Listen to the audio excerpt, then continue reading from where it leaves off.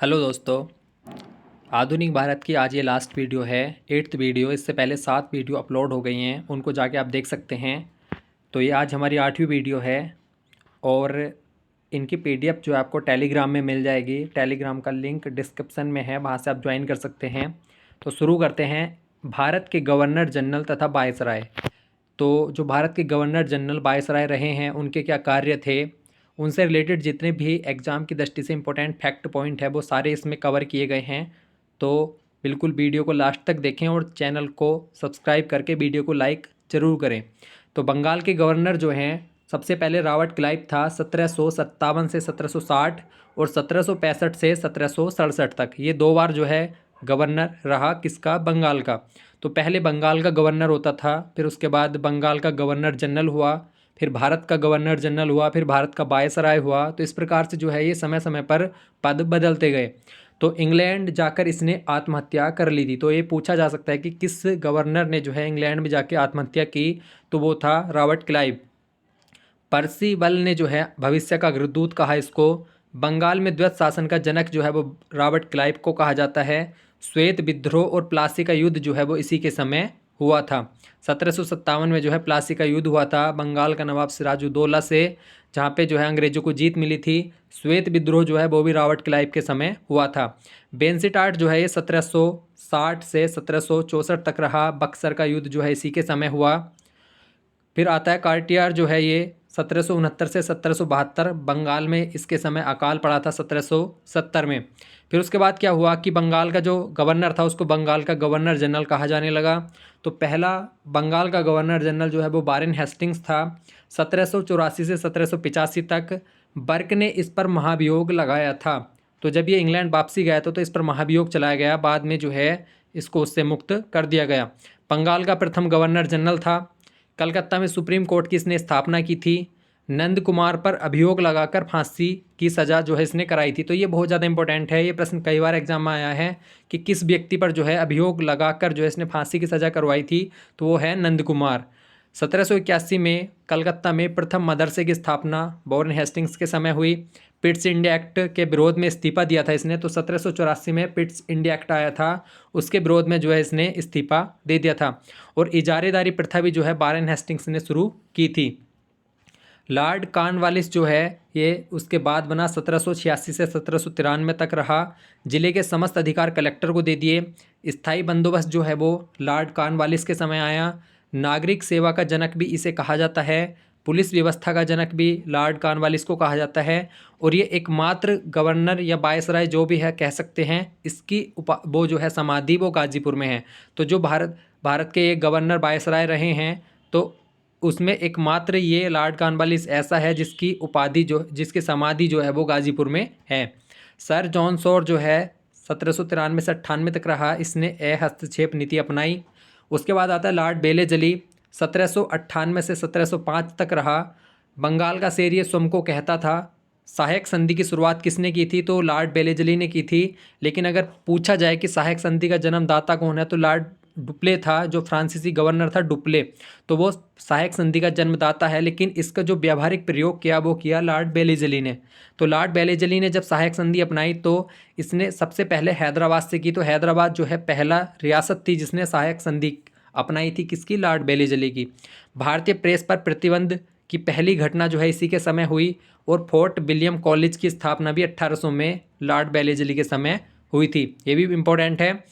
Sir George Borlaug जो है 1805 से 7 तक रहा। इसके समय 1806 में बेल्लोर में सिपाही विद्रोह हुआ था सर जॉर्ज बार्लो के समय।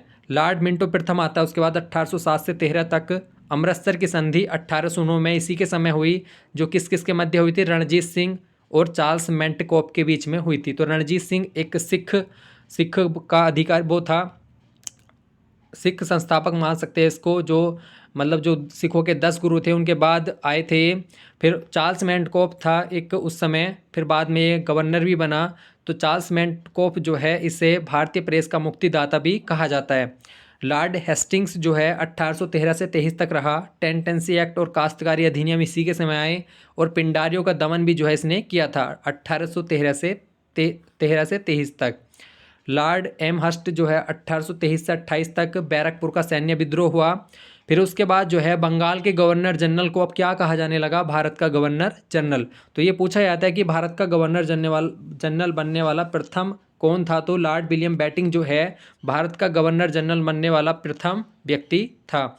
ये 1828 से 1835 तक रहा। इसके समय ठगी प्रथा, सती प्रथा, शिशु हत्या प्रतिबंध और 1835 में कलकत्ता में मेडिकल कॉलेज जो है की स्थापना की गई। तो ये सारे कार्य इसके समय हुए थे। चार्ल्स मेंटकोप अब भारत का गवर्नर कहा जाने लगा। तो ये चार्ल्स मेंटकोप जो 1835 से 36 तक रहा और भारतीय प्रेस का मुक्तिदाता भी इसको कहा जाता है। और इसी के बीच जो है रणजीत सिंह के मध्य 1809 में जो है कौन सी संधि हुई थी, तो वो हुई थी अमृतसर की संधि। लॉर्ड ऑकलैंड जो है ये 36 से 42 तक रहा। फिर उसके बाद आता है एलन बरो 1842 से 44 तक। इसे ओल्ड मैन इंड हरी के नाम से भी जाना जाता है। सिंध का विलय जो है 1843 में इसी के समय हुआ। दास प्रथा का अंत भी इसी के समय हुआ। और 1843 में रविवार की छुट्टी जो है वो भी एलन बरो के समय से होनी शुरू हुई थी। लॉर्ड हार्डिंग प्रथम जो है ये 1844 से 48 तक रहा। नरबली प्रथा पर प्रतिबंध लगाया इसने। उसके बाद आता है लॉर्ड डलहौजी। तो इसका जो दूसरा नाम था वो था जेम्स एंड्रूज रैमजे। तो जो एक उत्तराखंड में भी एक रहा है रैमजे, उसका रैमजे जो है इसका चचेरा भाई था। तो रैमजे का चचेरा भाई कौन था, तो वो था लॉर्ड डलहौजी। इसका जो वास्तविक नाम था वो था जेम्स एंड्रूज रैमजे। और 1848 से 56 तक रहा है। रेलवे का जनक और हड़प नीति जो है इसी के समय हुई। 1853 में बम्बई से थाने के मध्य पहली बार रेल व्यवस्था कितनी किलोमीटर, 34 किलोमीटर जो है चलाई गई थी। तो इसे रेलवे का जनक भी कहा जाता है। 1854 में डाकघर अधिनियम इसी के समय आया। 1853 में तार सेवा जो है कलकत्ता से आगरा तक इसी के समय चलाई गई। शिमला से ग्रीष्मकालीन राजधानी इसने बनाई शिमला को। बंगाल के लिए उप गवर्नर का पद, इसे नॉन रेगुलेशन सिस्टम भी कहा गया। तो बंगाल के लिए इसने एक उप गवर्नर का पद जो है सृजित किया, जिसे नॉन रेगुलेशन सिस्टम भी कहा जाता है। अब आता है भारत के गवर्नर जनरल को भारत का वायसराय कहा जाता है। तो लॉर्ड कैनिंग जो है भारत का वायसराय बनने वाला प्रथम वायसराय था। 1856 से 62 तक रहा। 1861 में बम्बई, मद्रास, कलकत्ता में एक एक उच्च न्यायालय की इसने स्थापना की थी।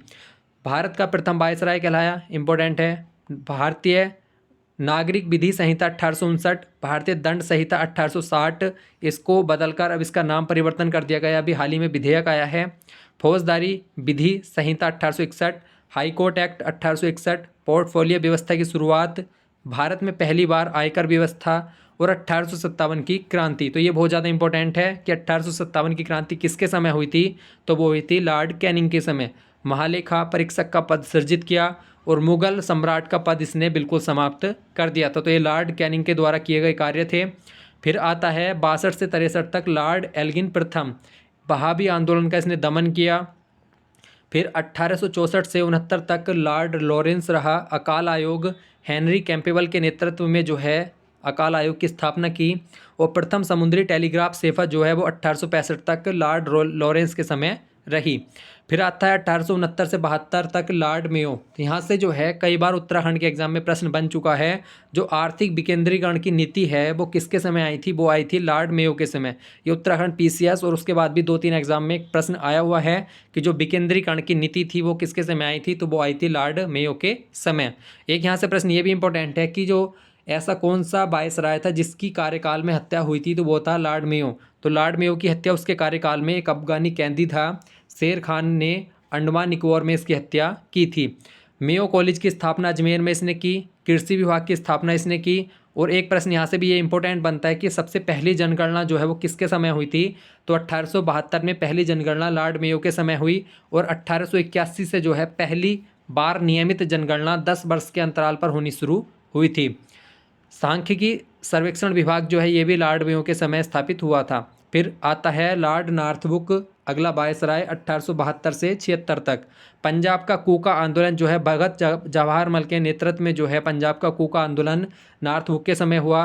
सुएज नहर खुलने से जो है व्यापार इसका आसान हो गया। मेरा उद्देश्य करों को हटाना तथा अनावश्यक वैधानिक कार्यवाहियों को बंद करना है। तो ये जो है किसने कहा था, तो लॉर्ड नॉर्थब्रुक ने कहा था। अगला वायसराय है लॉर्ड लिटन 1876 से 80 तक। अकाल आयोग स्ट्रैची की अध्यक्षता में जो है इसके समय स्थापित किया गया था। ये प्रश्न भी पूछा गया था कि स्ट्रैची आयोग किससे संबंधित है, तो अकाल आयोग से संबंधित है। उपन्यासकार, निबंध लेखक एवं साहित्यकार था, तो ये भी पूछा जा सकता है कि कौन सा वायसराय निबंध लेखक एवं साहित्यकार था, तो लॉर्ड लिटन था। ओवन मेरेडिथ के नाम से इसको जाना जाता था, तो इसका उपनाम था ये। भारतीय समाचार पत्र अधिनियम वर्नाक्युलर प्रेस एक्ट जो है 1878 में इसके समय आया था। तो इस एक्ट के तहत जो है जो अखबार अंग्रेजों के खिलाफ खबरें छाप रहे थे तो उन पर इसने प्रतिबंध लगा दिया। कौन से एक्ट के तहत? वर्नाक्युलर प्रेस एक्ट के तहत। सबसे पहले सोम प्रकाश पत्र को इसने प्रतिबंधित किया था। भारतीय शस्त्र अधिनियम भी 1878 में जो है लॉर्ड लिटन के समय आया था। फिर आता है अगला लॉर्ड रिपन 1880 से 84। इसे कहा जाता है स्थानीय स्वशासन का जनक। और जो वर्नाक्युलर प्रेस एक्ट था उसको इसने रद्द कर दिया था। तो जो 1878 में आके फिर 1881 या 82 में जो है लॉर्ड रिपन ने इसको रद्द कर दिया था। प्रथम कारखाना अधिनियम जो है 1881 में आया, जबकि दूसरा आया था 1891 में। तो कारखाना अधिनियम जो है वो लॉर्ड रिपन के समय आया। नियमित जनगणना प्रत्येक 10 वर्ष के अंतराल में जो है लॉर्ड रिपन के समय शुरू हुई। फ्लोरेंस नाइटिंगेल ने जो है भारत के उद्धारक की संज्ञा दी थी, किसको? तो वो थी लॉर्ड रिपन को। पंडित मदन मोहन मालवीय जी ने 1909 में कांग्रेस के अधिवेशन में कहा वायसरायों में सबसे अधिक लोकप्रिय किसको कहा था? तो ये कहा था लॉर्ड रिपन को। तो ये प्रश्न जो है पूछे जाते हैं एग्जाम में, इनको अच्छे से आप पढ़ें। लॉर्ड डफरिन जो है भारतीय राष्ट्रीय कांग्रेस की स्थापना 1885 में जो है डफरिन के समय हुई थी। लॉर्ड लैंसडाउन जो है 1888 से 94 तक रहा। दूसरा कारखाना अधिनियम 1891 और डुरंड आयोग 1896 जो है डुरंड रेखा जो है भारत अब उस समय पाकिस्तान के मध्य थी, अब भारत अफगानिस्तान या पाकिस्तान अफगानिस्तान के मध्य इसको मान सकते हैं। डुरंड रेखा जो 1896 में स्थापित हुई थी। लॉर्ड एल्गिन द्वितीय 1894 से 98 तक हमने भारत को तलवार के बल पर जीता और तलवार के बल पर ही इसे अधीन रखेंगे। तो ये किसने कहा था? लॉर्ड एल्गिन द्वितीय ने ये स्टेटमेंट दिया था कि हमने भारत को तलवार के बल पर जीता और तलवार के बल पर ही इसे अधीन रखेंगे। भारत हमारे साम्राज्य की धुरी है, तो ये भी लॉर्ड एल्गिन द्वितीय ने कहा। पूना में प्लेग बेलवी आयोग की स्थापना जो है वो लॉर्ड एल्गिन द्वितीय ने ही की थी। अगला है लॉर्ड कर्जन, सबसे लंबा वायसराय कार्यकाल इसका 7 वर्ष का रहा। गोपाल कृष्ण गोखले ने जो है औरंगजेब से इसकी तुलना की थी। आधुनिक भारत का औरंगजेब इसको कहा जाता है, गोपाल कृष्ण गोखले ने कहा। भारतीय टंकन व मुद्रा अधिनियम इसके समय आए। सिंचाई आयोग, रेलवे आयोग 1905 में जो है इसी के समय आया। पुलिस आयोग, सिंचाई आयोग, भारतीय विश्वविद्यालय अधिनियम 1904, पूसा में कृषि अनुसंधानशाला 1905 में इसी के समय स्थापित हुई। गुप्तचर विभाग हो गया और बंगाल विभाजन जो है 1905 को 16 अक्टूबर 1905 को जो है इसी के समय हुआ था बंगाल का विभाजन, जिसके विरोध में जो है स्वदेशी आंदोलन चलाया गया था। लॉर्ड मिंटो द्वितीय जो है 1905 से 10 तक रहा। इसके समय मार्ले मिंटो सुधार अधिनियम आया था 1909 में और इसे सांप्रदायिक निर्वाचन का जनक भी कहा जाता है। तो पूछा जाता है कि सांप्रदायिक निर्वाचन का जनक किसे कहा जाता है? तो लॉर्ड मिंटो द्वितीय को। लॉर्ड हार्डिंग द्वितीय जो है 1912 में दिल्ली भारत की राजधानी बनी। तो जब लॉर्ड हार्डिंग द्वितीय बना वायसराय तो उस समय एक दिल्ली दरबार लगा, वहाँ पे जो है दिल्ली जो है कोलकाता से राजधानी दिल्ली स्थानांतरित हुई और जो बंगाल था बंगाल विभाजन उसको रद्द कर दिया गया। लॉर्ड चैम्सफोर्ड जो है 1916 से 21 तक रहा। प्रांतों में द्वैत शासन और मांटेग्यू चैम्सफोर्ड अधिनियम जो है ये 1916 से 21 के बीच लॉर्ड चैम्सफोर्ड के समय आए। लॉर्ड रीडिंग जो है 1921 से 26 तक रहा। रोलेट एक्ट की वापसी हुई और एकमात्र यहूदी वायसराय है। तो ये भी प्रश्न में इंपॉर्टेंट है कि जो भारत के गवर्नर वायसराय है उसमें यहूदी वायसराय कौन था? तो वो था लॉर्ड रीडिंग। लॉर्ड इरविन कौन है? तो गांधी इरविन समझौता जो है ये 1926 से 31 तक रहा, तो इसी के समय हुआ। लॉर्ड बिलिंगटन 1931 से 36 सांप्रदायिक पंचायत की घोषणा हुई।